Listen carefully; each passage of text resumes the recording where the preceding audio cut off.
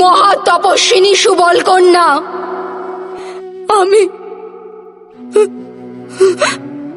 মহা হতভাগিনী দুঃখী মাতা, আজ তোমাকে অভিশাপ দিচ্ছি। যে প্রকারে আমার বংশের বিনাশ হয়েছে, সেই প্রকারে তোমার চোখের সামনে তোমার যাদব বংশের বিনাশ হবে। পশুর ন্যায় সমস্ত যাদব একে অপরের রক্ত পান করবে, আর বাছুরের ন্যায় সমস্ত যাদব বালক ক্রন্দন করবে। ওদের অশ্রু মুছিয়ে দেওয়ার কেউ থাকবে না। তোমার নগরীয় সমুদ্রে নিমজ্জিত হবে।